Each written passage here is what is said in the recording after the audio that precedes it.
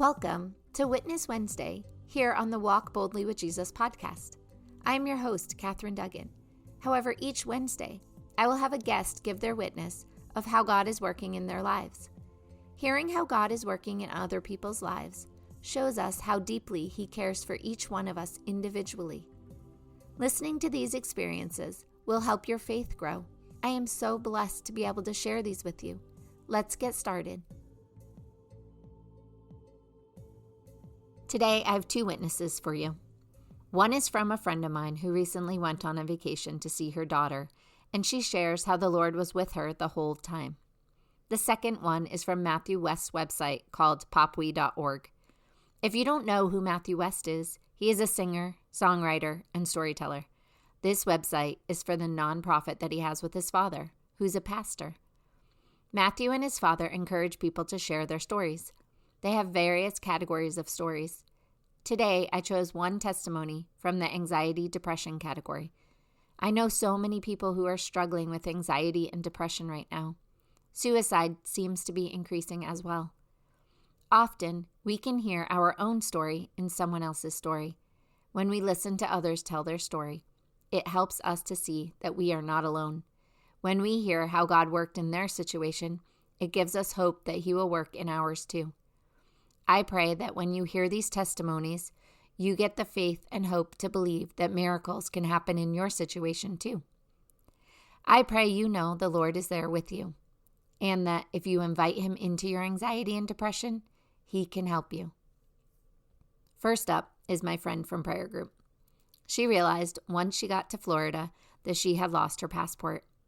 She didn't really have any other current form of ID, and so she had no idea how she would get back on her plane to Massachusetts. This is the message she wrote after she got back from her trip. I want to thank everyone who prayed for me during my trip to Florida. God showed me that He was God and that He was taking care of me. I was not supposed to board that plane without my passport, but I did. My daughter Maria and I arrived early at the airport on Monday, 11/24/25. I had a late flight. The plane was supposed to arrive at Logan at midnight. We went directly to security. When I saw the security officer, I immediately asked the Holy Trinity to soften his heart. He took my expired license.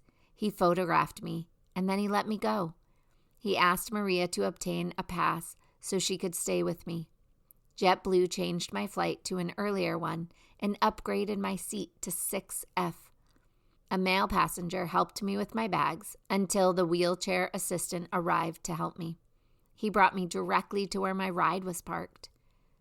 The perfect moment arrived when I listened to my phone messages on my landline. I heard JetBlue say, "We have found your passport. Please call this number." I could hardly believe it.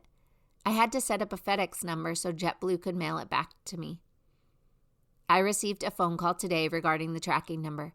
I should get my passport back by this coming Monday. While I was in Florida, someone charged my credit card for an unauthorized transaction, but my bank caught it and prevented it from going through. They froze my card. I had to go to the bank yesterday to obtain another credit card. I can testify that the Lord is taking excellent care of me. I was mostly sick throughout my trip, but I will always be grateful to God for showing me His love and His care. Next is Brianna. From the age of 10, I was stuck with the label of child prodigy, winning piano competitions featured in local papers and recognized as a passionate, fiery recitalist.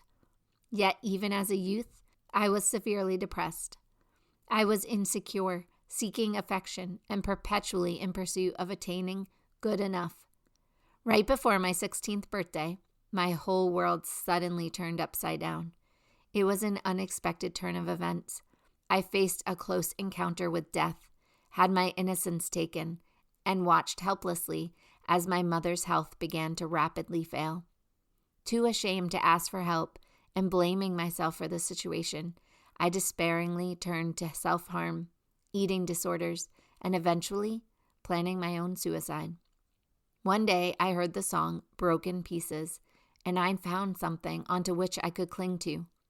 Truth, even when I could not feel it and it failed to make sense. Through involvement with this organization called Chehi Summer School of Music, I came to personally know Christ. For the first time in my life, I experienced peace, hope, and true joy. Dedicating my life to God, I went back home with a different perspective. My life was still intense, balancing high school and conservatory studies, living between home and the hospital, while being a full-time caretaker for my undiagnosed mother. By the grace of God, I managed to graduate as salutatorian and get accepted into music school. However, shortly before college began, my mother passed away. I started my BA in piano at Charleston Southern University, using every spare moment to pour my heart into the keys as a wordless prayer. Yet a lingering pain in my right hand soon became constant. A few months after my mother's funeral, I was diagnosed with severe damage in my right hand, incited by the physical strains from being a caretaker. The only option left was surgery, followed by excruciating therapy, without a guarantee of returning to the keys. My doctor strongly advised me to quit and choose a different career path, but I fought back. Over the next several years, I fought through recovery from both surgical and emotional scars. I realized that, though I had given my life to Christ, I hadn't fully surrendered it. In those precious years of undergrad, I experienced the freedom found in surrendering to the grace of God, the beauty in vulnerability, and the power of learning to fly again.